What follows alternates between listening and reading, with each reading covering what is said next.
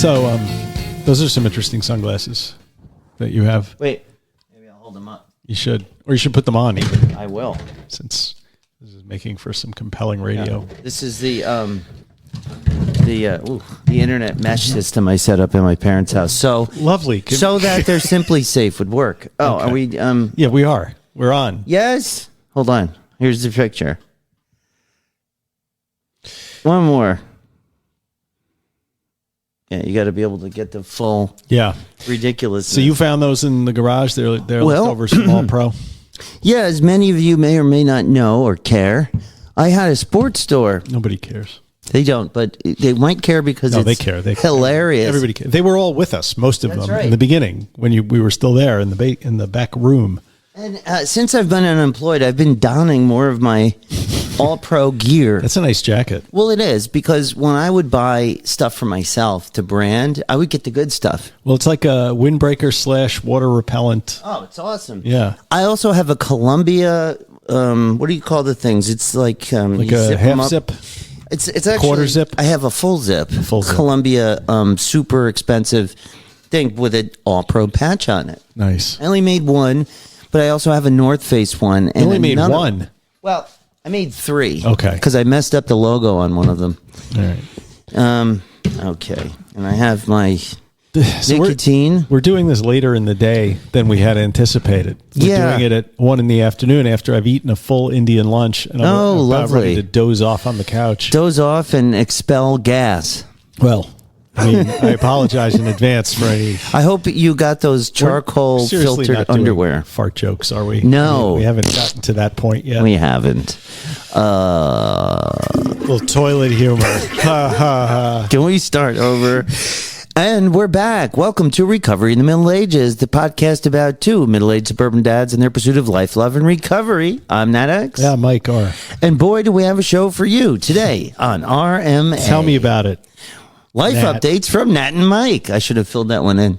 Discussion on, we're going to talk about, and this is going to be a surprise to some. Yeah, including me. AI tools and modern technology helping people staying sober. You've got to be kidding. No. We can flush it if we want. There's plenty to talk about. No, that's okay. Our intern. Game. We have an intern now, and so this is what he suggested. I do have a Week in Weird for Scott Wick. From the Banal Files. It's actually a cousin. Banal Files. It's a cousin of Tim. He didn't write this article. It's someone else in his family. Mm-hmm. The DMT laser experiment. That's a good one. It's so you've even heard of this? Well, you sent it to me the other day when I was on the train. It's amazing. Yes. All this and more today on a very, very special edition of RMA. It's funny we're doing AI because we're not. Oh yeah, we are. Literally right before you arrived, my call at noon today was with a judge in Chicago who was doing a presentation on AI for my company's seminar this fall. So I've just been speaking about AI for an hour, and apparently I'm going to be speaking for another hour. Really? Well, no, we don't have to speak about it for the whole hour. Well, no, because that would be. I've spoken to too many judges this week. The other night. It's usually not a good thing. It isn't. If you're getting paid by the hour, sometimes it can be. Well, I'm not getting paid at all, which is the unfortunate thing. Do you remember, I think a couple shows ago, maybe I mentioned that one of my sons and his friend on New Year's Eve were apprehended by the village of Farmingdale for drinking soju in a paper bag and urinating in public. I do recall hearing about this. Well, they take after their father. Soju was not around. I mean, it was probably in Korea when I was a youth. But anyway, so I had to put on my suit and grab my briefcase and go down to the city of Farmingdale a couple days ago to defend the boys in court against their own their own malfeasance. How did that go? Was it like my case? You know what? It was fine. The only advantage you really get by being a lawyer is you get to skip to the head of the line. You get to sit in a special chair.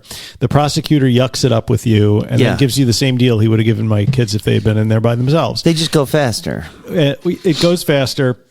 The judge was very nice. You know, he said, because I was representing his buddy who has a different last name, so that one went, pro forma. Right. And then when Jax came up, he was like, he's like, I sense there's some relationship here. And he started laughing because he knew what the relationship was. He knew I was there for my kid, you know.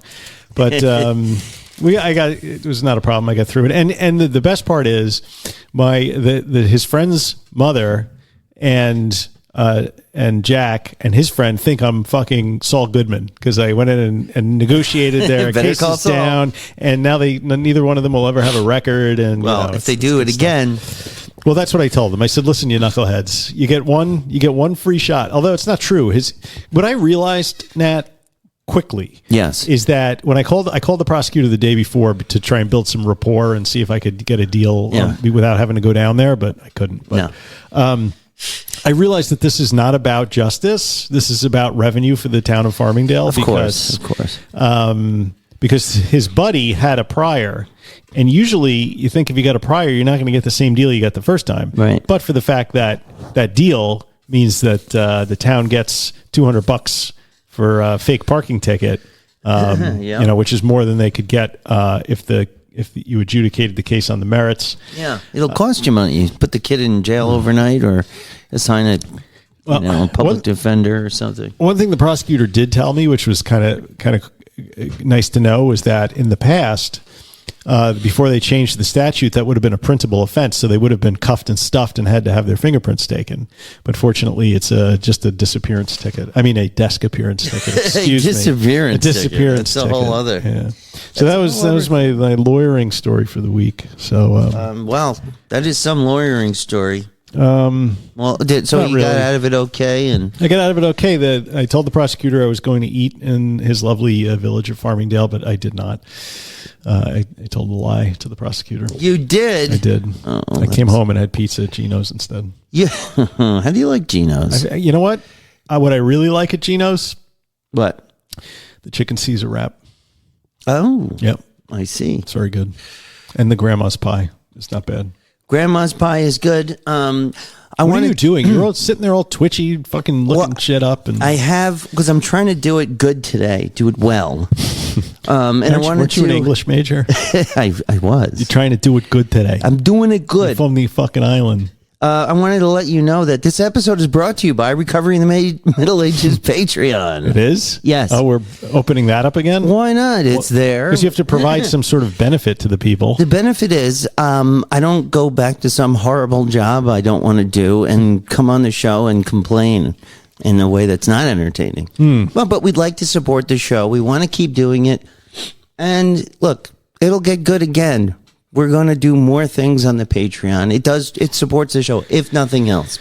Okay. So patreon.com/recovery in the Middle Ages. It's a members only subscription service, but we do have the Discord chat, which from what I hear is still functioning somewhat. You've not visited recently? No, it's on my phone, but I have to re-download it. But I'm thinking about getting back in there.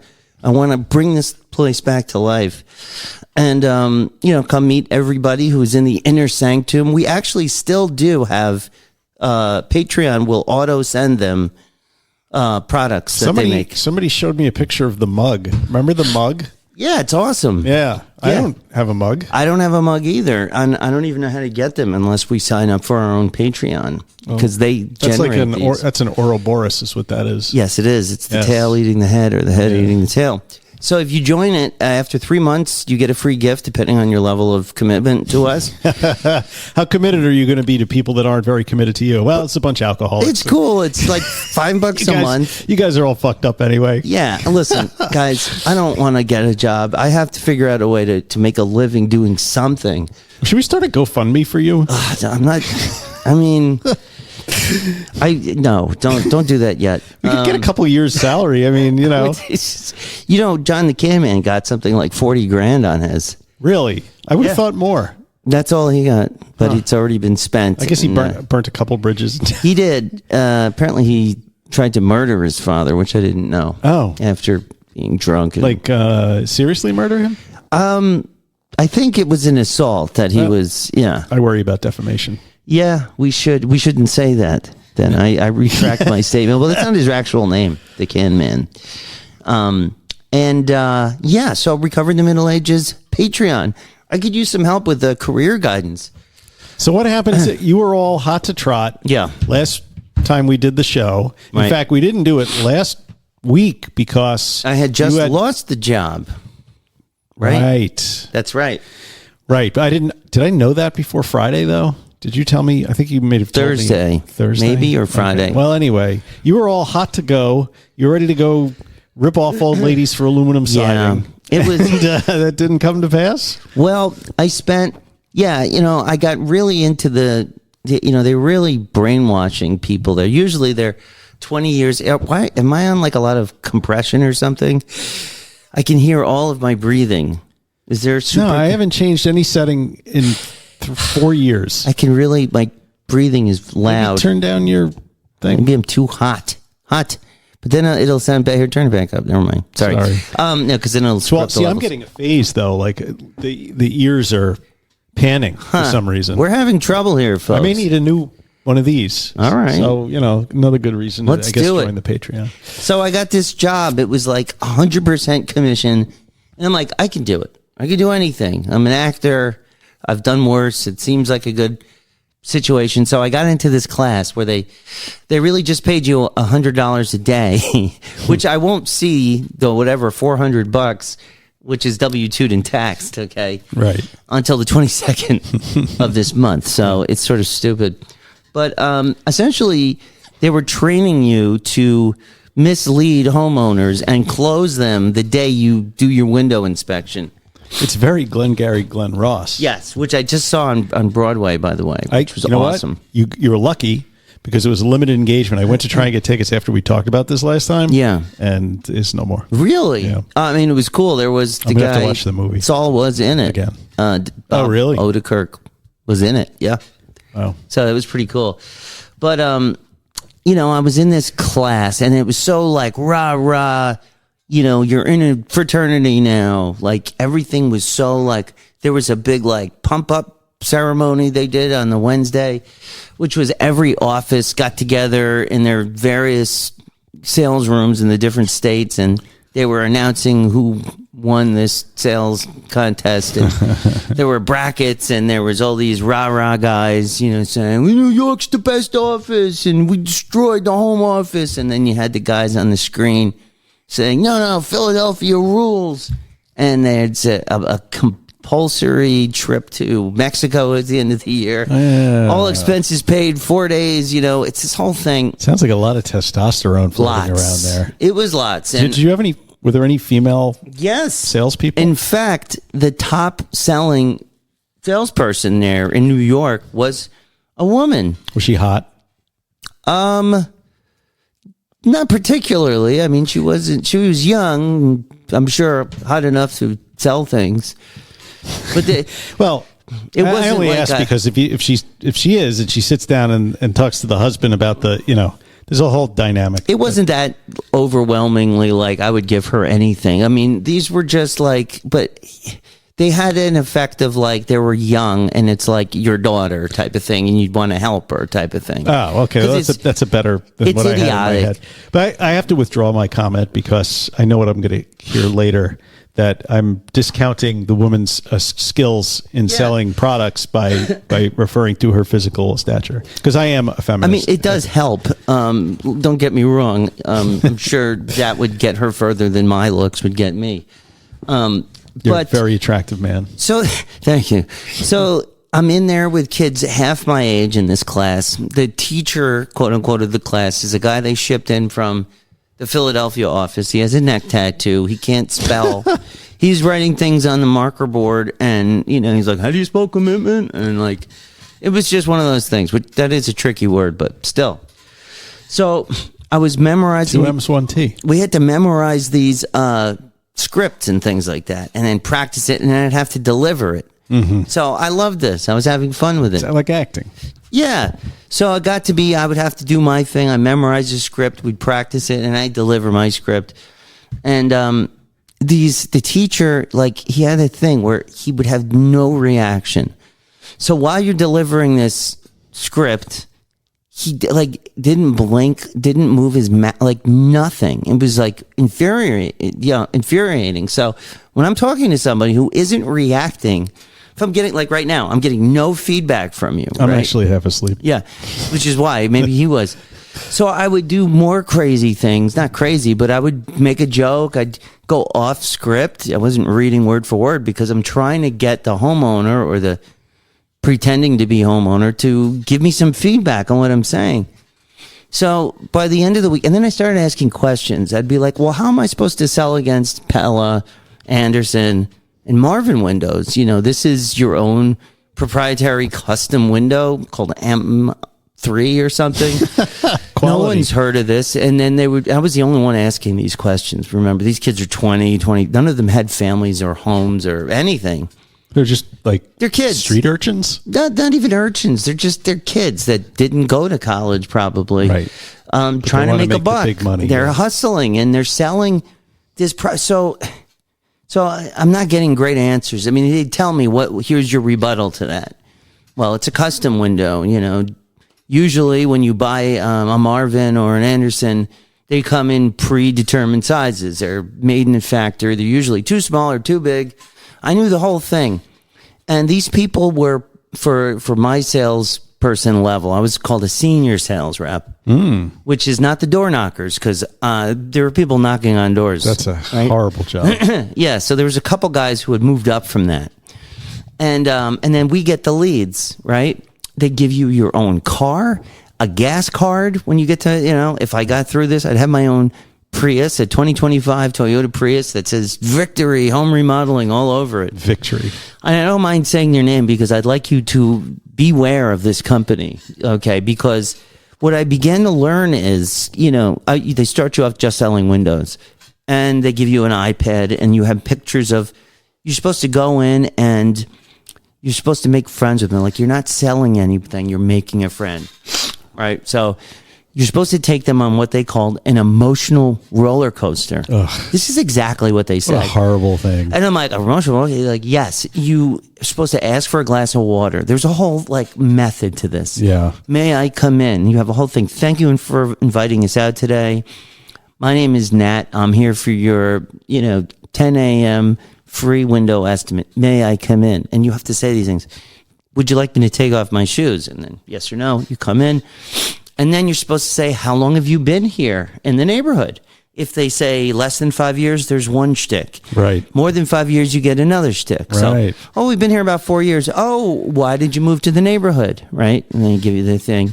It gives you a chance to ad lib and make friends with the person. Well, you are building rapport. Right. Build rapport. And finally, you're supposed to say, I could talk to you all day, but I think we should get to it. Do you mind if I put my stuff down on the table over there? That was important. They Claiming would say, your space. Well, not only that, but they said, where do families make all of their important financial decisions? The kitchen in the table. bathroom. In the bathroom, in the shower. At Belmont Steaks, betting on the ponies. So you try and get yourself and all the crap you brought with you to a table. This is important because then you've almost got them, right? They say, sure, have a seat. And it'll be much easier for both of us if we have a seat. And we'll get this over quickly. Meanwhile, this is supposed to take like 2 hours. You're supposed to really stay with them. So they get you to the table. Before they sit down, you say, could I trouble you for a glass of water? Why do you do this? I asked. I said, does that have some psychological motivation for me to do that? They say, yes, actually.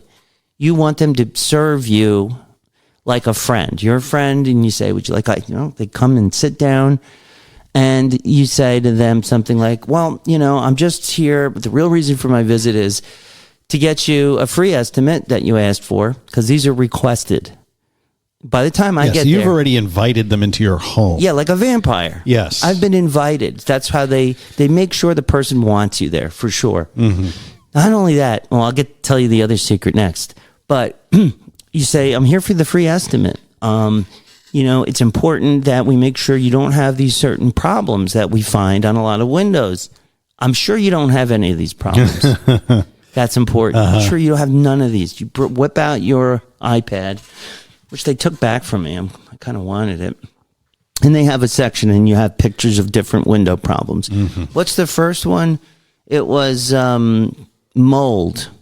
No, water stains, something like that. You'd say, if you have rotting wood. Right, that's it. Rotting wood is the first thing we look for. You show them pictures. Well, usually you can see water stains on the inside of the house. That's an indicator. Or you have rotting wood on the outside.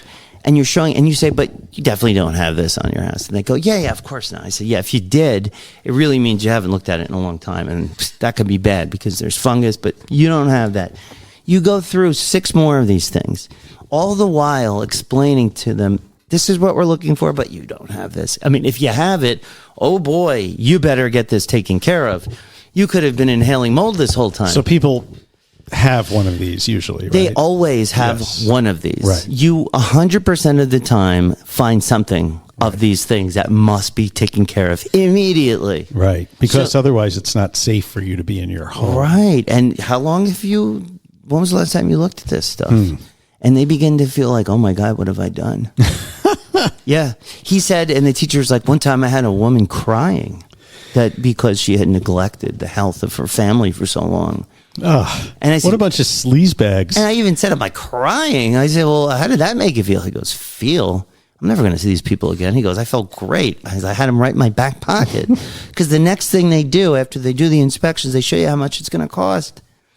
Guess what? It's expensive. Of course. They're custom fit windows. They measure within the 1/4 inch, yada, yada. I'm not going to do the whole thing because now I'm really brainwashing everyone. Public service announcement. Yeah. For the people out there who think they need new windows. Do not. I used a local guy last year, guy who was trusted in the community, right. Had him come in. He told me, there's this factory, this Chinese guy makes them in Queens. They're just as good as blah, blah, blah windows, and they're only this much, and I'll only mark it up whatever it cost me to call in and place the order. Yeah. And they were cheap, and they were no worse. Don't ever go to Anderson. No, Windows by Anderson. I mean, even those are ripped, but these guys are worse. Yeah.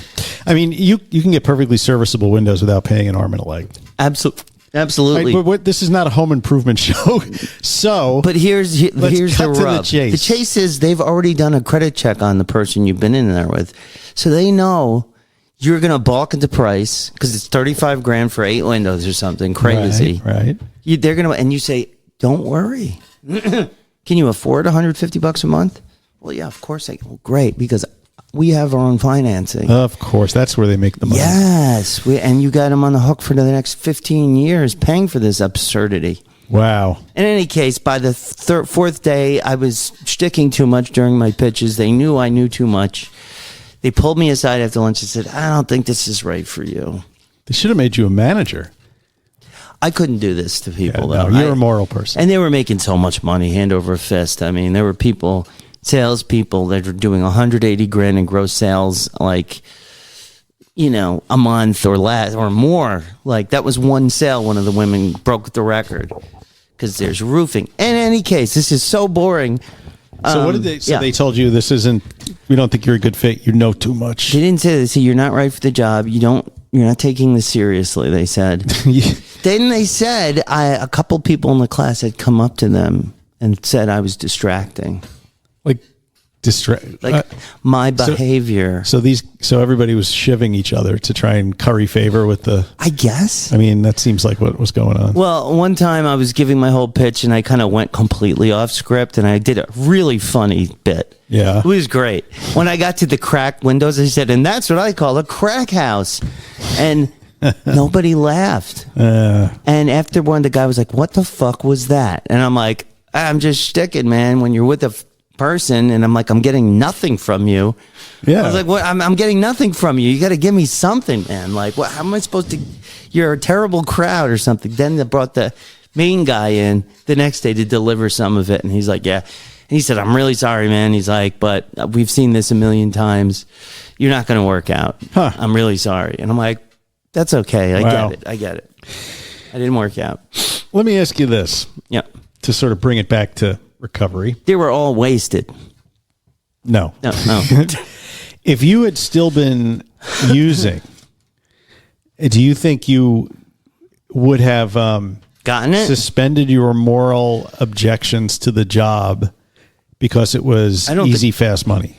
Maybe, but I don't think I would have gotten that job anyway because I was too old, I think. They couldn't say that. I think I was too old, and I was. That's just my personality. I don't sit there. I can't straight-face deliver you like here's what's wrong with your windows. Yeah. I'm about to charge you a lot of money, but don't worry because I'm your friend. Like, this is who I am. I'm a good actor, but I'm not that good.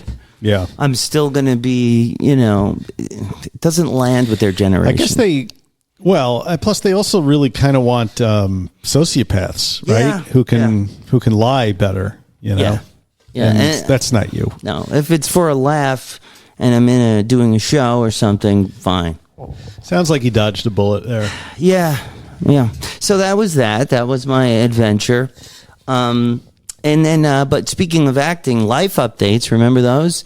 Noah, my eldest son, was one of the stars of Once Upon a Mattress last week. And he did really great, and it was a great show. I was extremely impressed with the pit orchestra. I mean, it was not easy music, and they did great. I mean, it anchored the whole thing. The lead, Abby, is going to Broadway. I mean, she sounds professional. Wow, great. Reminded me of Sarah Jessica Parker's performance on Broadway that I saw 100,000 years ago. That's when I fell in love with her. With Sarah Jessica Parker? Yeah. It's when she was much younger, and she can sing, and she was funny. It's a great show. I highly recommend it if you get a chance. Why the long face? I was about to say, I was holding back. Yeah, so that was great. I'm really proud of him, and so that's kind of what's going on in my life. Yeah. And what's going on in your life? Well, I don't know. Work has been kind of strange and busy and all that. Not to rub it in, but it's all that making money for a job type of thing. I don't know. Things have been kind of on an even keel lately. I mean, the kids are always an adventure, but what are you going to do about that? Did you hear that for those of you in the tri-state area, you may be familiar with, so I don't have much in the way of life aside from the appearance that I already talked about in court. But did you hear that Ernie Anastas died? Yes. Do you know who Ernie Anastas is? I do. Keep fucking that chicken. Yeah. I was that just guy. about to pull that up. Oh, did I ruin it? You did kind of. Yeah. Well, I'll stop fucking that chicken just for that. I'll pull out. Yeah. So Ernie was a fixture in New York. New York local news, Channel 7, Eyewitness News. He was a very comforting presence in the news because he never changed. Like what he looked like in 1978, he looked like in 2019 when he retired. Yeah, the everyman, they called him in the article. But he had a really strange time one night on the air. And I'm gonna play it. Yeah. And I don't know if there was alcohol involved, but I suspect there may have been. Well, good old Ernie. Fox 5 Sky Guardian, and then check that 7-day to make your weekend plans. Takes a tough man to make a tender forecast, Nick. I guess that's me. Keep fucking that chicken. Okay, I'll do. I think he said plucking. No, he said fucking. Keep fucking that chicken, Nick. And because if you look at Roseanne Roseanne Scotto's expression on her face next to Ernie Anastas, it is one of absolute. But it didn't make horror. sense. There was no I think Ernie had just cracked. He just plucking that chicken. He had too much, and he cracked. Why would he pluck a chicken? I don't know. Well, Ernie Anastas is gone now at 82. Yes, God bless. Incidentally, that's my parents' age now. Oh, no. Well, they're maybe healthier than Ernie Anastas. Yeah, physically. Let me ask you this: you sent me down a bit of a rabbit hole this morning. Oh, because last night you started talking about the Freemasons and how they were somehow tangentially related to recovery. And I was like, well, I have a Freemason story. And so why don't you talk about that for a minute? So the other guy that I've talked about before, Chris, who's in Kind of Me, the band that you hear at the beginning and end of the show, KYNDUVME. You can listen to our album on Spotify. And he's one of my best friends of all time. He's the kind of best friend that you call every 2 years to either help you move or drive you somewhere, pick you up from the airport. Yeah, exactly. So he called me because he needed a ride to Valley Stream, which is an hour west, to pick up his car.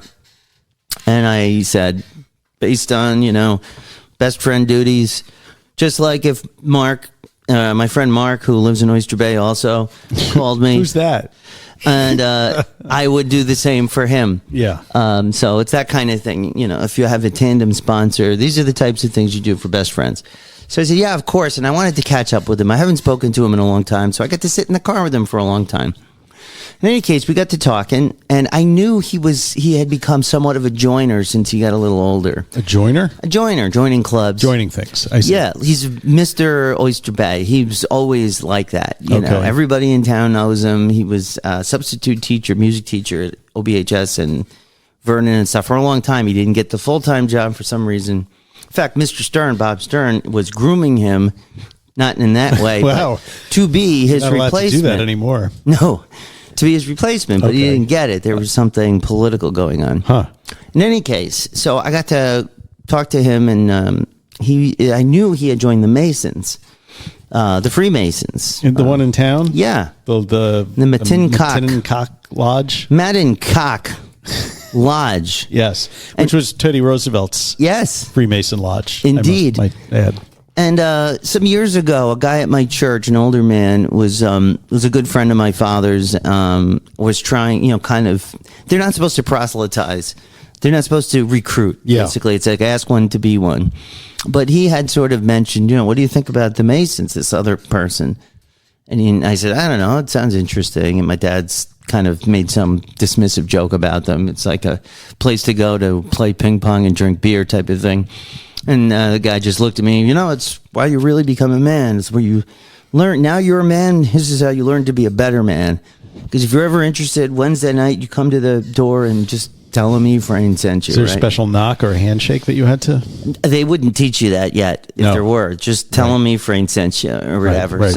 I never did it. I wasn't going for the old man club. If I do that, it'll be the Huntington Men's Chorus with the octogenarian chorus my dad sings in.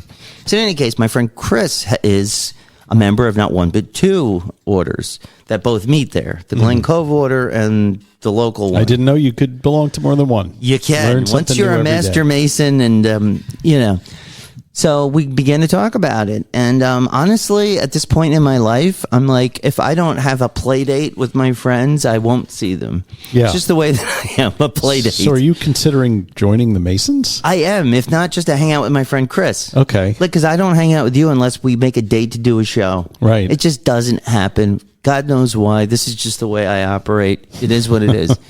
So half the reason I do the podcast is so we can hang out once in a while. And so I'm like, you know what? It sounds great. It would be, and he knows about my history with drinking and everything. And I said, well, isn't it just a big drinking club? And he goes, funny you should say that. There is a lot of alcohol, but the Glen Cove chapter, which I want to introduce you, is 80% guys from AA. Huh. And I think you would really like them. I mean, I think it would be great. It's a lot of like theater type stuff. It's very it's kind of fun. You memorize some stuff. It's fun, he said, in a lot of ways. And you do meaningful things for the community. Yeah, it's a service organization at the end of the day. Interesting. Is that sort of what the Glen Cove AA community thinks of as a higher power? Is that their... I don't think so. But I asked him about, isn't that just the Protestant Knights of Columbus? To which he took great offense. He goes, no, we're not Protestant. There's Jewish people there. There's a Muslim member. They believe in a grand architect. And they have a blood feud with the Knights of Columbus because going back to ancient times, the Knights Templar, which is a father organization of... that sprouted off the Masons, apparently, were bankers. They were early bankers. If you want the real history, just go out and read Dan Brown's books. Yes. But the Catholic Church went and burned and killed them, and the Knights of Columbus was the Catholic organization, so they hate each other. The Knights of Columbus came up because too many young Catholic men were running off and joining the Masons. Aha! So the church created the Knights of Columbus with all its little swords and little games and things to sort of as the answer to the Masonic draw from the young Catholic. But anyway, we're not a history podcast either. But I have a cautionary tale for you about the Masons. Tell me more. So, in the years following 9/11, there were two bars in Lower Manhattan that I used to bounce between.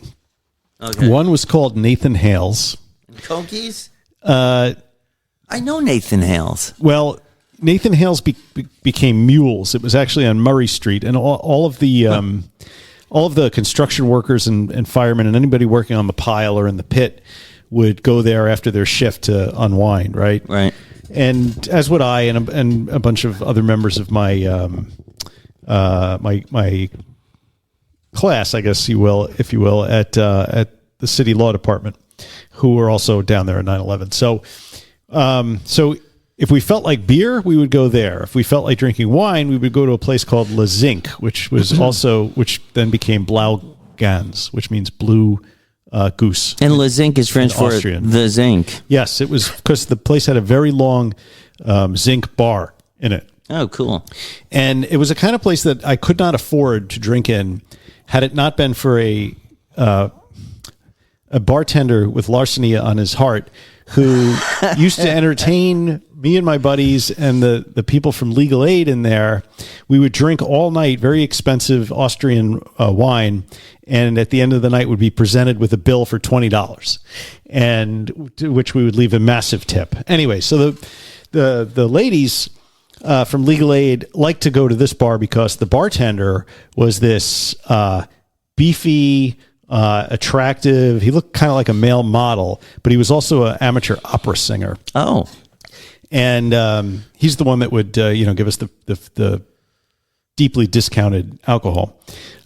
So I had been, like you, I had been sort of searching around for a different scene in Manhattan, and somehow or other I got hooked up with the Masonic Lodge in Greenwich Village. Oh, cool. And they had a night where you would meet at the Slaughtered Lamb Pub, which, of course, right? Isn't that like a Masonic name? I don't know anything yet. Right. And once I learn the secrets, I am sure I can't spill them on you. You can't, but probably. So I was pre-gaming at Blaugans. Blaupunkt. Before I was supposed to go up and be introduced to the Masons. So they used to put out popcorn on the bar, and it was like curried popcorn. It was very good popcorn, right? Sounds interesting. So I was sitting there drinking wine, shoving fistfuls of this popcorn in, talking to the bartender, when all of a sudden, one of the pieces of popcorn got stuck in my windpipe. And it was a classic, I could not breathe. I did the universal. I did the universal sign for choking. Wow. And as soon as the bartender saw me, he leapt over the bar, literally like vaulted over the bar, grabbed me, and gave me the Heimlich maneuver. Wow. And the popcorn went popping out across the bar. Saved your life. And he literally saved my life. And I'm sitting in there, and I finished my drink, and then I went up to meet the Masons at the Slaughtered Lamb Pub.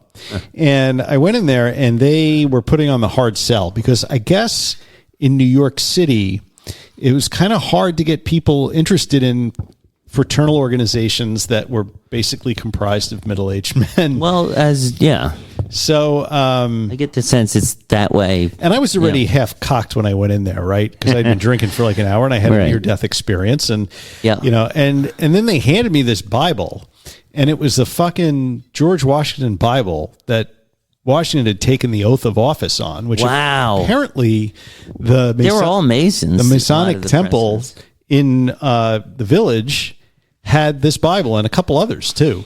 And that was pretty wild. So I was talking to the guy, but they were very weird, man. They reminded me of a bunch of like frat boys who weren't into like being in frats. So they created their own frat post college. Yeah. And it was mostly like bankers and finance dudes and stuff like that. Man, jobs. I need a connection. See, at the time I was appalled by them, but I don't know. And I don't think it worked out, because this was right around the time that those Dan Brown books had come out. Right. And so I was kind of asking him, like, so you're going to tell me, like, what's the good secret conspiracies that you guys are hiding? And I was drunk, and I was just like, and I think they were just fucking had enough of me because after a little while they stopped talking to me. We don't want to hang out and with a little this while guy. after that, I just staggered out of the bar into the night. But so I don't know. I'm guessing that Masonic lodges are probably different depending on the circumstance. So maybe the one in Glen Cove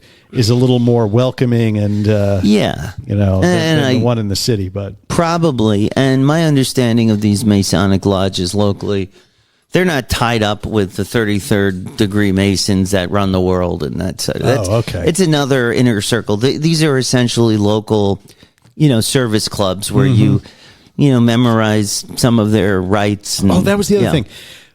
My wife could not join.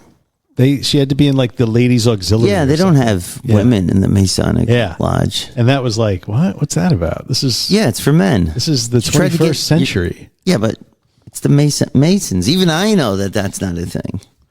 They have to join the Pink Ladies or something. That's ridiculous. Learn how to do your laundry better. Why can't the women do the same thing that the men could do in the Masons? Well, they control the Masons. Any of those guys are married. Like they said in My Big Fat Greek Wedding, your father may be the head of the family, but I am the neck, and the neck can point the head wherever you want. But that's the truth, Ruth. Everybody knows that. Yeah. Men don't control anything. I don't know. It just seems like a little boys hanging out together, and I don't know. That's what it is, and it's also one of the best networking opportunities around. And right now, I could use some friends that I don't already know and spend some time with my old pal Chris.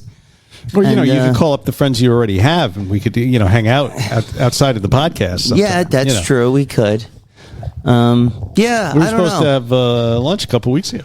Did we? Yeah. No, we didn't have it. We were supposed to. Oh, why? Would you stand me up? No, I think it didn't happen. We stood each other up. Yeah. I see. Well, that's Anyway, that's interesting. enough. So if I join the Masons or if I go to the... now I want to join the Masons. Well, I'm going to see how it is. I'm going on a certain night just to meet people. He's like, you just got to reeling come. you in. They want. Chris wants me to. He's like, you would love it. I'm telling you. I'm jealous now. And you're going to spend all this time with Chris. And no more time with me. Absolutely not. I do nothing else every other night of the week. So I've got to do something on another night. But if it's cool, and it's probably cool, you have to ask one to be one, of course. So yes. If I'm ever, I will let you know. I'll give you the secret wink. But then you'll be the Master Mason before I will. Yeah. And that offends me. That'll be great. You have to get me coffee and whatever else they do. Yeah, it's like joining a frat, like I said. Which I've always wanted to finish doing. By the way, before I forget, tonight I'm going to see your cousin, Millard. Yes. Your cousin owns a jiu-jitsu studio, but he's also into bhakti yoga. Yeah, big time. And I've been going there to the judo classes for Max. I haven't been practicing judo lately, but since my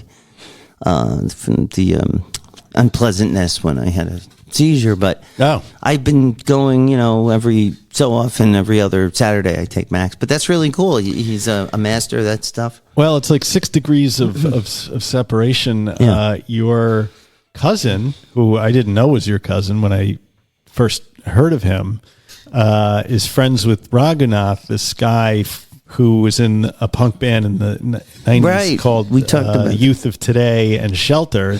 I know Shelter. Bands. He's in Shelter? Yeah. Oh, cool. So, but he's also like a big bhakti yoga guy, which is like the Hare Krishnas, and he's very good friends with Jiva G, who we had on the podcast. When we had, So he's doing a kirtan tonight over there. So Aaron and I are going to go and... Oh, they let women in? Yes. Oh, wow. Yeah, unlike the Masons. That would be... Hey, do you want to come with me on the 26th just to meet people? 26th, this is the AA group. Away. I'm going to be for work. All right. But... Anyway, I might. Otherwise, this could be fun. Yeah, the Masons. I feel like the thing is, you can't join a fraternal organization that you're not allowed to talk about because what do you? Well, it'll be fun. It'll be like our little secret. Yeah, we can't talk about it on the show. I'm sure there are things we can talk about. Okay. All right. The fact that, especially if these are sober guys in a drinking club, that would be interesting. It would be. I'll let you know how it goes. If it's something cool that we could do to get away from the ladies, that's the whole point. I don't want to get away from the ladies. Well, sometimes it's fun, just like now. Neither of our wives are on the podcast. It's great. Well, it's the middle of the day. It's the perfect time to not be around the wives. All right, so... But I digest. Yeah, I'm digesting as well. Big lunch. What are we talking about today? So today, our main topic, we're talking about... 44 minutes in. Yes, this is one of our best episodes so far. The main topic is technology that has changed recovery in a huge way. I mean, listen, I've started to see this years ago when apps started to be a thing, right? Sober Buddy. Oh, yeah. Remember that app? You go back to day counters for them. Yeah, so if anybody out there has used one of these, day counter apps, we were doing that, and then they would have links to, speeches and things. I had this great NA app where it was just like links to recordings of great recovery speakers. Oh, yeah. And I love it. It was called a Sober app. 2,392, by the way, days. What's that? My last drink. That's great. Yeah, you have Recovery Elevator. I do. Yours. So, technology has changed in a huge way. It's given us easier ways to track these things. It's sometimes gamifying things helps. People like games. Gamifying is a word that has sort of been a buzzword in work, like sales gamify, like at this place, Victory. They totally gamify sales. They have like a big TV that says all of the people who are competing with each other for better sales. Right. They do a bracket like, March Madness for the quarterly bonuses and stuff. But there are a few apps in particular that I wanted to look at. Sober Grid is one of them. Now, what's that about? It's a social network specifically for people in recovery. Really? I Am Sober. It's not just like a giant dating app? No, it doesn't seem to be, according to this sentence. So all of my research. I Am Sober. It's so wait, hold on. You've not actually looked at this app? Well, no. I was hoping you would while we were discussing like right now? it. Yeah, let's do it. So there's these Sober Grid, but I think it's great, and maybe we'll come up with an app, So maybe. What is Sober Grid? So like if I say, maybe it connects you to, they get you in with the day counter, I think. I don't see and then Sober they can give Grid. you, but there's a lot of there's Sober Dating app, Sober Recovery Tracker. which is the absolute last thing you should do, because as we all know, two sickies don't make a welly. Now, Sober Grid, it's a mobile app, and it helps people stay sober by connecting with others in recovery. Think of it as a mix of a social network, a support group, and emergency help button.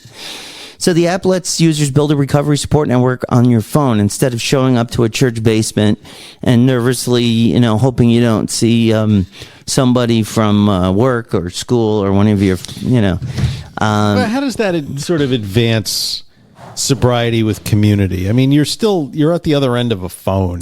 Well, I have to say, during COVID especially, I used, when I was going to more meetings before COVID, meetings were a big part of my recovery. There's something called intherooms.com, and I highly recommend this to anybody who's like, I need to get to a meeting, but you can't, time of day. It links you to not necessarily AA. It's just recovery meetings of all kinds. You could type Are there other kinds? GA and NA and SLA. And that's what that website was, but that's not an app. Something like Sober Grid or like Recovery Elevator basically completely monetized that whole idea, where you have your own sober groups through their recovery platform. And Sober Grid is similar. Users create a profile and connect with other people who are trying to get sober, kind of like Sober Facebook. You can post updates, share struggles. I mean, essentially, it sounds to me like it's a sober group Facebook. I just can't find it on the App Store. It works somewhat like Recovery Focused Facebook, like I said. One of the main features shows a map of other sober users nearby. Oh, that's fucking terrifying. Yeah, who else is trying not to use? Or if it's NA, be like, maybe they know somebody. They can find me a hookup. Peer support messaging, things like that. People in AA and NA use it. People are trying to quit alcohol and drugs. It. I'm against it. You're against it? I'm against it. Why? Because I think social media is superficial. I think any sort of communication that you have is not at a level that it's particularly helpful. Right. And I think, can it be a good like initial? You don't think it can be a long-lasting sober support? This is how people connect these days, though. Part of the reason these came out is because this generation of human beings is totally unable to... Yeah, maybe for the younger generation. Well, and they count. You know, they ultimately become an older generation. Would you like to take 5? I need to take 5 because Dimitri needs his keys. And Yes. He's got an interview somewhere. So we'll be right back after these words. Okay.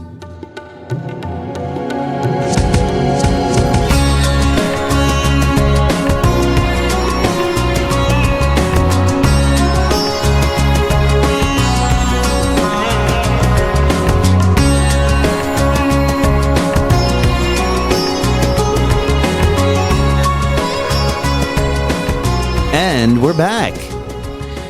For better or worse. Mostly worse. Oomph. Oof. Did I say that? I think you were thinking it. I don't know. Didn't we just have, I've had a few moments to think about this business. Usually we like to think a few moments before doing the show. And did we not just do a show on social media addiction? No. Yes. So- Well, we talked a bit about the addiction to social media. So why are we because that's 'cause all of bad these- social media. Yes, but all of these people like us who have these dopamine reward pathway things in their brain, you're going to get them involved with these apps.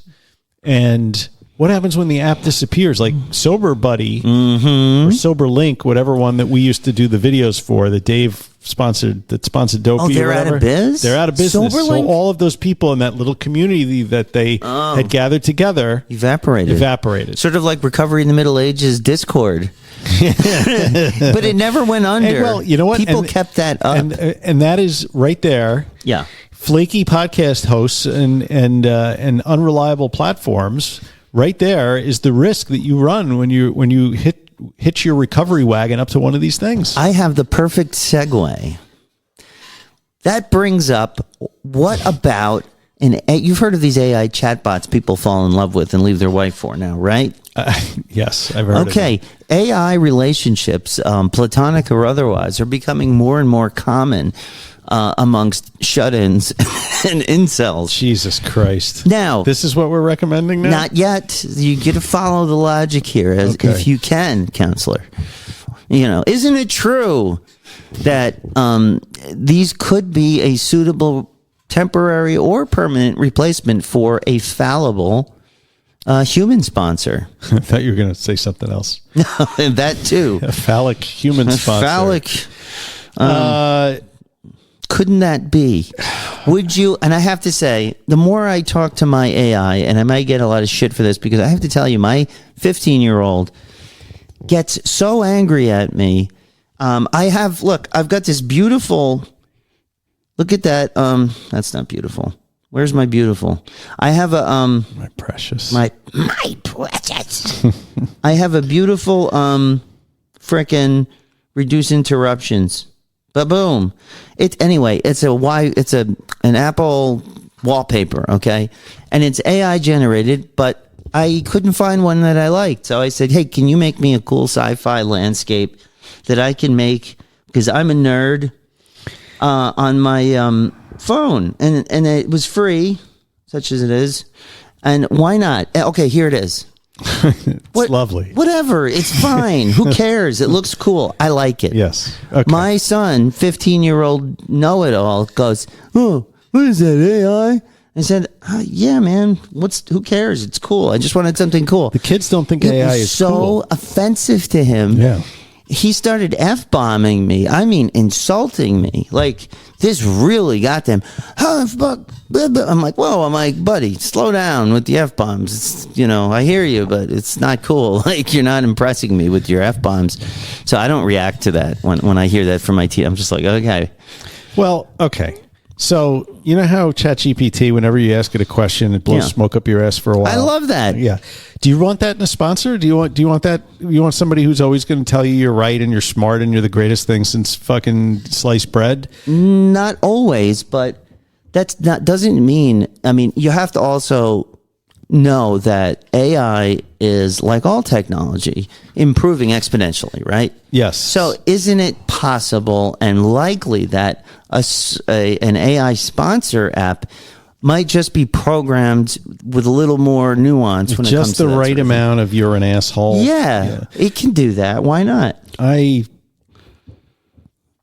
don't like anything that takes humanity out of the recovery process. Humanity and replaces it with a robot. Look what humanity has done to our country. Yes, no argument. Well, half of humanity. Democracy. The other half is just fine. But humanity isn't great all the time, is it? It's not great. Look what it has done. But that's what makes it human. Look at... Do you want something that's constantly perfect all the time? Look at the Inquisition. The Spanish Inquisition. Nobody expects the Spanish Inquisition. But that wasn't AI. Those were human beings. Humans are fallible. Yes, your argument seems to be that because there are some bad humans, we should rely on robots instead. I would argue that there are more than some bad humans. In fact, think of all of the shows we did about predatory sponsors. Yes, agreed, 100%. I mean, the whole predators. The sponsor model in and of itself is problematic. So even trying to take that model and superimpose an artificial intelligence on it, all sorts of mischief could come around. I mean, what about all the cases where these AIs... All kinds of jackassery and mischief. I'm an old man, so this is the way I speak. Shenanigans, perhaps. Shenanigans. But, like, what happens if the AI sponsor tells you you should jump off a bridge because your recovery is hopeless? Then maybe that person should jump off a bridge. Maybe it's the right thing for that person. I mean, I'm no Jack Kevorkian here. AI is good for controlling marshaling legal arguments toys. And whatever. But as far as like replacing human therapists, I'm not saying replace. Repeal and replace is what I'm saying. Yes. But you know how this is going to go. You're pulling the cord out. Sorry. You know how this is going to go. What? Once this thing gets a foothold, all of a sudden it's going to become because it's cheaper. And so insurance companies are only going to reimburse for AI therapy instead of real therapists because they're pennies instead of dollars. You can't let this stuff weasel its way into recovery. I'm sorry. I don't, we can use it to create a podcast, outline, but when it comes to replacing sponsors or giving people advice on how to quit drinking, I have. What about sponsor report? Now, let me just shoot you something that I call the 2 a.m. question. If someone is about to relapse at 2 a.m. and his human sponsor doesn't answer the phone, he's about to relapse, or they're about to relapse. They're calling Gary at the old AA clubhouse. Gary's not picking up. Gary's asleep. Yeah. Right? He's fast asleep. What do you do? And he's got an app on his phone that he's been talking to just to help him get through his steps, whatever, a support app. And he talks to that. He says, hey, I can't get my sponsor on. Can you give me something? Here's what I'm feeling. And this is a great time for an app if that person has a connection, because people do get these connections with these apps sometimes. And they talk them out of it. Is that a bad thing? First of all, a relapse doesn't happen in the moment that it happens. It happens. There's a build up to it for weeks before, right? But then there's a person in the room. Why is this person calling their sponsor at 2:00 in the morning, pretty much knowing the sponsor's not going to be available? I think because you don't think they would then. I think because the person is looking for an excuse to relapse, right? So you can get onto one of these little AI things, and you can start talking to the AI, and you can manipulate the AI just like you could a real person into advising you that drinking is a perfectly rational response to the things that you're experiencing. I would like to think that the AI for recovery would be programmed in such a way that it would not come to that. So you're talking about a separate, discrete AI agent. It would have to be specifically developed for that very reason. You couldn't you can go into ChatGPT and say things like, hey, I feel like using. and see what it says. Maybe then, yeah, sure, it may say, you know what, it's not the worst idea. And get it out of your system, like some people in AA might say, you haven't had enough to drink. Did you ever hear that one? Yes. Go back out. You're not ready for this. Right. Humans do that. Right. Those wonderful organic beings, sending them out to slaughter. So in response to your hypothetical, yes. if that's absolutely the only resource available to you at that moment, yes, in the entire world, yes, then okay. Great. So you have agreed to the robot taking over our lives. That was a trick question. Yes. I knew it. I was trying to weed you out. Well, it's a slippery slope. Mm-hmm. Slippery.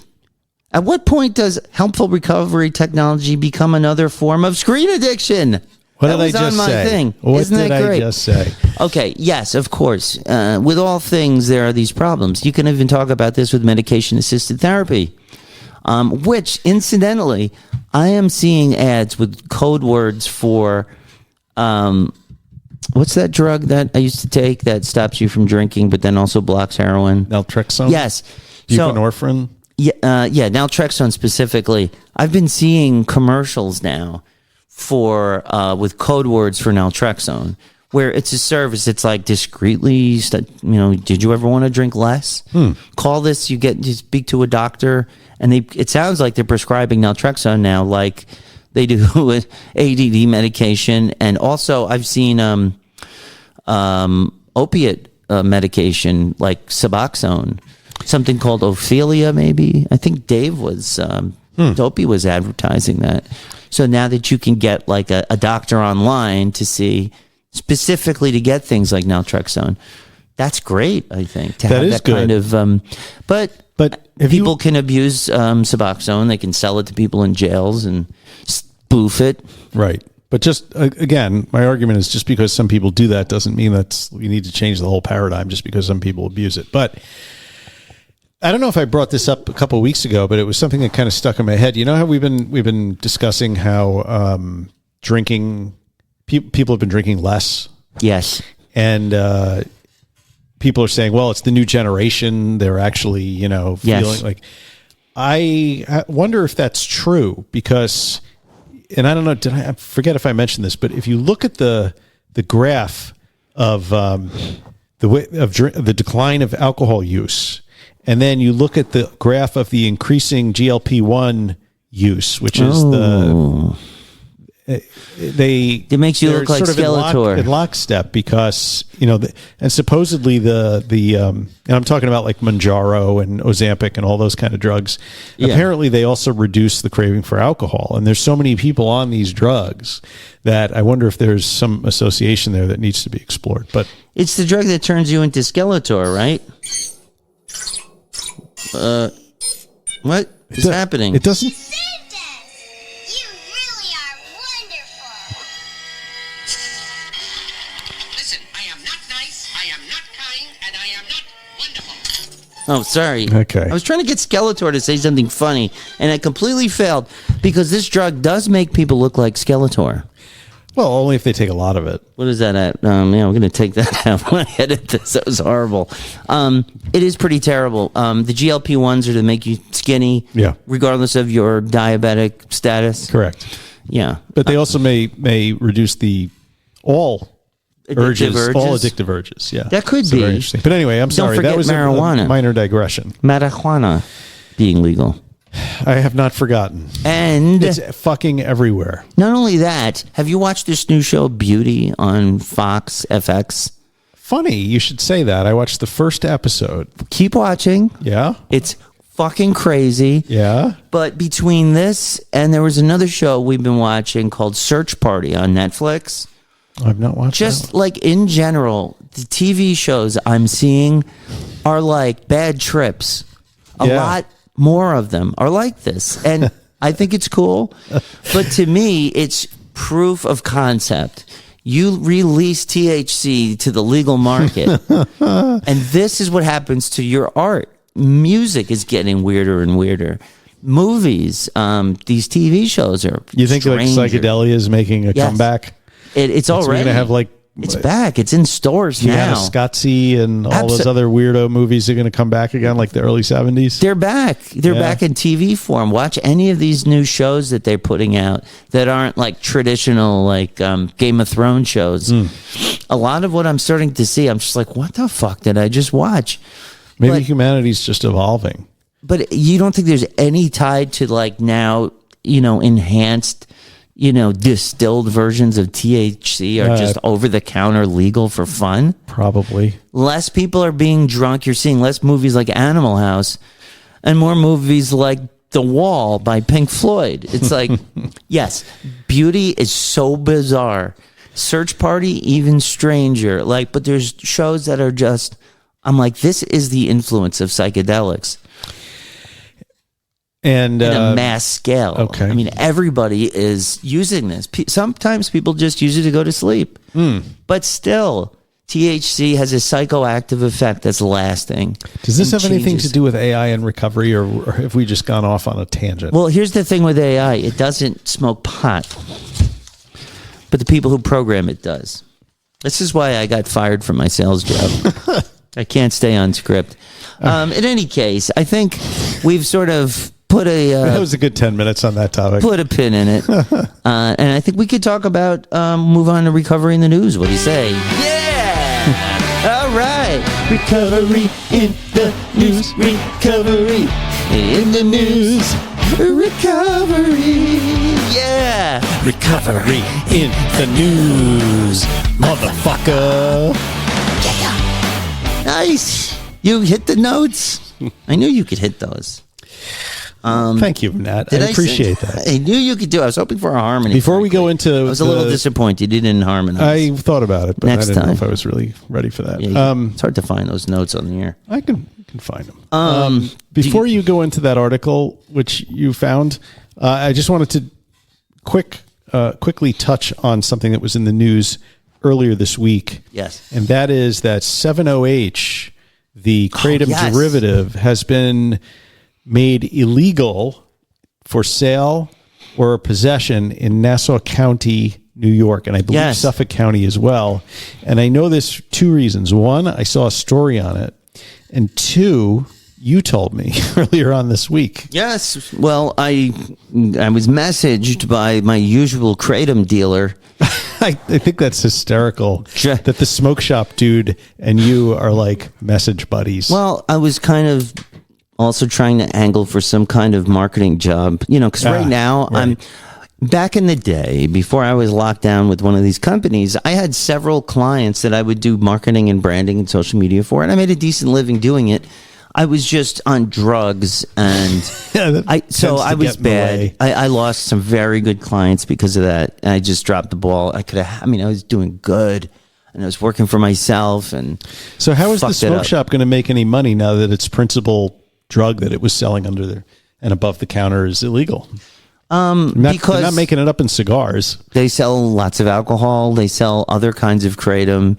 They still sell THC derivatives. They don't have a weed license, but remember Delta 8 CBD? They still sell all of that crap. Yeah, they sell a lot of, and standard kratom is still for sale. I would guess that 7-OH was probably a big chunk of their business. Yeah, because it's guaranteed repeat business because it's as addictive as heroin. And part of me is glad that I never really used it. I mean, I did try those free samples once or twice, not knowing it was this devastating drug. But yeah, when he told me, I'm like, it's okay. I'm like, good. I mean, I've never been into it, but I had no idea this was so addictive and powerful like heroin. Yeah. So that's good to know, and I'm glad I never got addicted to it. I mean, people can, I guess they can just drive to Queens if they want it. I could still get kava drinks and stuff. That's not on that, but I haven't bought those in months now. Great. And I haven't bought them in months. I don't want them. And I've noticed the price has gone down in general. I think in general, people were switching to either 7-OXO or they got the same kind of effects I did and had to get off of it, because you begin to become this lizard being. It's like something out of Spider-Man. Which we'll talk about lizard beings in a little while. Yeah, but, so it's only the OXO thing, and I don't know that everybody knew about that, but were I just getting off of heroin, like if this were 2013, the first time I really got off of that stuff, and that was available, and I knew about it, forget it. 10 seconds, I'd be like, I'm fine. Because that doesn't come up in a heroin test. It doesn't? I don't think. I mean, that's a good question. We should probably know that. Because it does not. They're going to have to start testing for it. Yeah, absolutely. It's considered a Schedule 1. So, recovery in the news. Yeah. Do you remember what it was? No, I lost it. No. It's about Rob Reiner, who you remember. The late, great Rob Reiner. Remember him? Okay. This is from the New York Times, the old gray lady. The Reiners struggled with their son's addiction. These families can relate. I don't see a byline here. By Sonia A. Rayo. And as some of you may know, Dopey got some controversy because you can find his son as a guest on Dopey. And I kind of missed this because I was out of it. But there was a big dust up on Dopey's social medias, people blaming Dave somehow for something. So, okay, so here's the article. Nick Reiner charged with murdering his parents, Rob and Michelle Singer Reiner. A fucking tragedy and a half, man. Yeah. I mean, I just watched, this is not the article, this is my editorial. I just watched This is Spinal Tap for the first time. Yeah. And he's the guy. Yeah, he directed it. He's in it. Rob Reiner. They spent much of his life battling drug addiction and affliction that millions of Americans face. He went to drug treatment 18 times as a teenager. He had a heart attack on a plane after doing cocaine. He tormented his family with violent outbursts, stints living on the streets, and never-ending cycle of relapse. Nick Reiner, 32, struggled with drug addiction for nearly 2 decades, something he and his family shared with the public. This week, he was charged with murder in the death of, this was on December 18th, this article, and the death of his nothing like a little parents. stale news or But, recovery I mean, in the news. it's something people were interested in at one point before we started bombing the Middle East. The director, Rob Reiner, and his wife, Michelle Singer Reiner. His ordeal and its impact on his parents and family has resonated with millions of people, including Patty Vargas. Her daughter has isolated herself, lived on the streets while battling addiction to alcohol and drugs. Her son developed a heart condition from drug use and died of heart failure in 2017 while intoxicated, just a month shy of turning 36. As a parent, I would have cut off both my arms to save my kids, said Mrs. Vargas. She took out a second mortgage and eventually lost her home covering treatment costs, she said. You'd have to cut off the left arm first because... You're going to need the right arm. How do you cut off the other arm once the first arm is gone? You just put it on a train track. Okay. This is not she said, this is not a health crisis. It's not a moral failing. It's not a family screw up. It's an illness. You know, and I think that's what people don't understand. This brings up a lot of old topics that are still relevant, I think. I mean, I question the disease model, but I do not question mental illness as is a thing. Yeah. I mean, it is mental illness, and this is a story you see over and over. It doesn't usually end in a double suicide. You know, it wasn't a suicide. Double homicide. Double homicide. The question is are you taking drugs and alcohol to mask symptoms of pre-existing mental illness, or are the drugs and alcohol creating depression, bipolar, schizophrenic activity, or is it causing those conditions to come to the fore that you're already genetically predisposed to have? And the point is, it's tricky and you don't know. You know, you have to tease all that stuff out. And the only sure way to know is to stop doing all the substances. Right. And then you get your baseline, and yes, hopefully you're in a dual diagnosis care facility. Which is largely bullshit, I can say from experience, that they a lot of places claim to be that they treat the mental illness alongside the substance abuse, but what really they end up doing is over medicating to have compliant patients, and then you are put in these situations where you have to go to recovery meetings where you're flying high on psychiatric medication that you've never really taken before, and how much real recovery work is being done there. I've kind of soured on the whole treatment center model from personal experience. Maybe that'll be a topic of another show, but I've been sort of keeping my powder dry on that one because it's not really my story to tell, right, so to speak. But my son has had some struggles with this, and I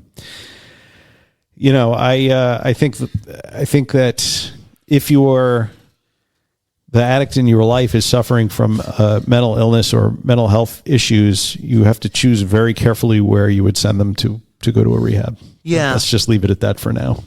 Yeah. And, as extreme as, and I think when these types of things are in the news and it's a celebrity and it's this extreme situation, it's a good chance to shine the light on something that I mostly forgot was happening. I don't know, maybe because I wasn't so steeped in it for so long. I really dropped off of social media. I haven't listened to Dopey in a long time, and we weren't doing our show. But this is still going on, where a child or a loved one finds themselves trapped, just like I was, in this cycle of drug addiction, mental illness, recovery, failing, the social ostracizing, the familial, family members will, it breaks up families. The parents hopefully stick with the kid, or one of them thinks, they're enabling. You see that word codependency come up on intervention, which is still controversial, I think, this idea of codependency. And they would say, you're loving your son to death.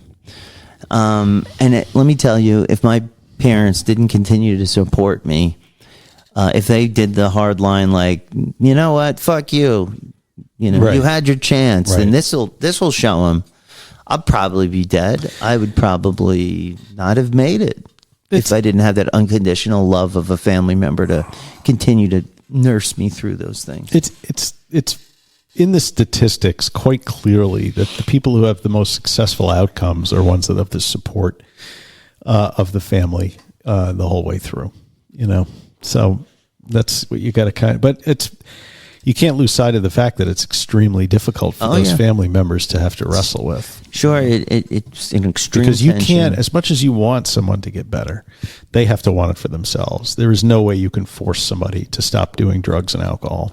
And I will end this segment with a line that one of my recovery coaches or people over the years said to me that always stuck with me.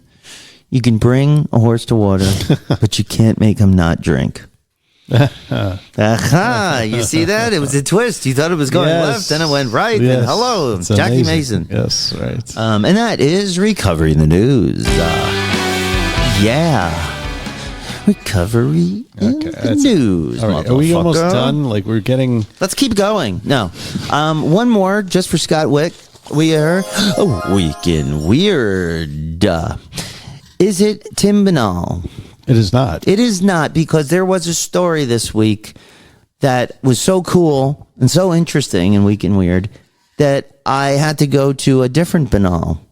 I found a long-lost cousin, Jarvis Banal, who wrote an article about something very cool that's really happening. A strange experiment circulating online claims that shining a laser pointer through smoke while under the influence of DMT may reveal hidden patterns in reality. Oh, I did that in a Grateful Dead show. Yeah. But the interesting thing is, well, you'll see. Researcher Danny Goller says participants observing a diffracted laser pattern while on DMT report seeing repeating symbols embedded in the light patterns. Oh. Supporters speculate that the patterns could represent something like a source code of reality. Scientists remain skeptical, you think? Suggesting the effect is likely the brain interpreting geometric light patterns under powerful psychedelic. The thing is, guys, that they're repeating these results across hundreds of people. So what, though? Seeing the same symbols. Is that significant? Yeah. We're all made out of the same stuff. So okay, maybe. when you look at that, you see a guitar. Am I right? All right, but they're shining this laser and they're seeing what looks like a repeated, in a language. I mean, this goes back to simulation theory. Are we living in a simulation? Is there a source code? And in fact, particle physicists, and the more they drill down on the fabric of reality, they're finding what looks a lot like source code at the very building blocks of reality. Wonderful. So all of this is a pointless computer simulation. I wouldn't call it pointless. It's sort of an exercise in understanding the history. Whoever... We're just the Sims in real life. In a way, we're Sims with consciousness, or at least we think it's one. But I don't necessarily believe that. But actually, there's more of a 50% chance, according to actual scientific community, that we are living in some... And it goes back to Plato's cave theory. More than a 50% chance. Who says that? Elon fucking Musk? One of these other fucking I didn't rich do that tools, research to techno debate tools. this. But it goes back to Plato's cave theory. Do you remember that from college? Yes. Right? Like we're actually just observing the shadows on the wall of a cave. Mm-hmm. We're not really seeing what's projecting and what's behind the projector. So what is behind it is a machine language and a beam of light that you can only access when you're on DMT. Or it's the code that the creators, the grand architect, if you will, from the Masons, used to create our reality.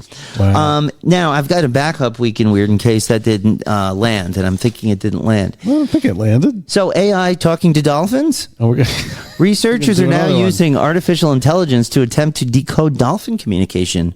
In fact, they were doing this on Sequest DSV. Do you remember that show? No. Oh, my God. The guy from Jaws, he was the captain of this futuristic submarine, and they had this super intelligent dolphin who they figured out how to decode his words, and they would talk to the dolphin.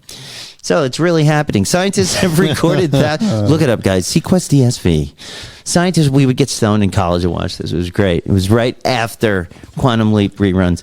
Scientists have recorded thousands of hours of dolphin whistles, clicks, and chirps, and feeding them into the machine learning systems to identify patterns that might represent structured language. When did they get rid of the NIH? Some marine biologists believe dolphins may possess one of the most complex communication systems in the animal kingdom. We actually already knew that. Yeah. Which raises a strange question. They're rapists, you know.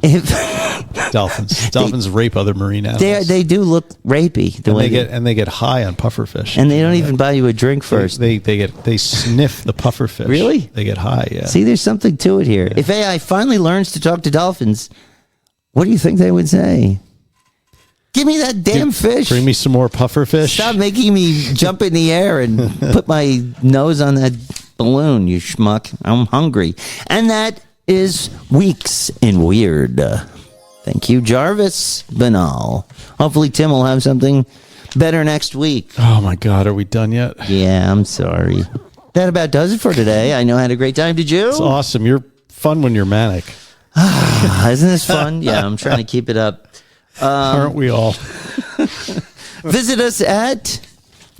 Nowhere. Should I give out our address? It's just easier to find us. Just go to the fucking Apple Facebook. Podcasts. Go to Podbean. We will be making a website, not using AI 100% to do everything. No, we won't. Probably. I mean... You said you could. With AI, we'll use AI. But don't tell anyone that. No one's listened this long, I bet. No. All right, if you've listened Not this even long... my wife will listen this long. The secret word is dolphin. If you write this, post it on the Facebook, I'll know you listened to the whole show. Apple Podcast, Spotify, YouTube, and tweet us at Twat You Twit. Support your favorite show. Give us a review, guys. We need more reviews. 5-star reviews. Go to your Apple Podcast app. I didn't even check to see Scroll if we down. have. The last one was from Melissa, who said this is gold. Okay, but thank you, Melissa. We appreciate you. And everybody, if you want to help the show, share it with a friend. And as we say...